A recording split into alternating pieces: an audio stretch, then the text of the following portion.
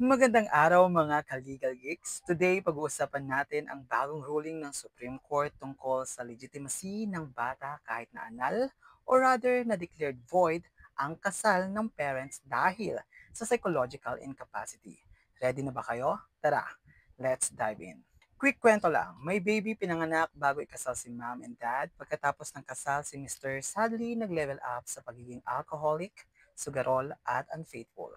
Si Mrs. na-stress, naktan, kaya she filed a case under Article 36, Psychological Incapacity. RTC said, okay, void ang marriage, pero illegitimate ang bata. Sabi ng Supreme Court, sandali lang court, legitimate pa rin si baby. So anong magic ng ruling na ito? Yan ang sasagutin natin next. Mga boss, balikan natin ang Family Code, Article 36, Psychological Incapacity is equals to marriage void ab initio. Article 54, kids conceived before judgment of nullity are legitimate, except in a few situations. Hindi kasama ang Article 36. Article 50 and 51 nagbibigay proteksyon sa mga bata in a matter of mana, apelyido at iba pa. Kumbaga, ayon ng batas na maging collateral damage ang kiddos.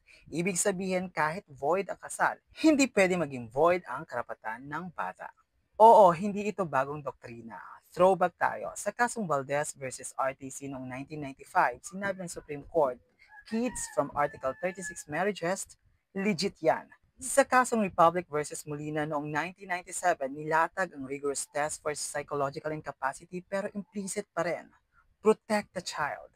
At sa kasong Te versus Te noong 2009 at Enrico versus Medinilla noong 2009 din, parehong-pareho ang theme. Huwag idamay ang bata. So ngayon, kinumpirma lang ulit ng Korte Suprema. Parang sequel sa paborito mong movie. So bakit mahalaga? Best interest ng bata, the Constitution mismo. Article 15, Section 3, Paragraph 2, nagsasabing dapat priority sila. Pangalawa, no stigma. Di pwedeng makulong sa label na illegitimate dahil sa kapalpakan ng adults. At pangatlo, social justice. Equal protections, walang discrimination. Ikaapat, consistent. Family code plus jurisprudence equals solid combo. Parang adobo with rice. Di pwedeng paghiwalayin. Mga future barristers, alert. 2022, 2016, 2011 bar exam. Lumabas na tong tanong, legitimate ba ang kids if marriage is void under Article 36? A quick formula, Article 36 void marriage plus Article 54 exception. Legitimate ang child. Tandaan nyo yan, baka maging golden ticket sa bar puntos.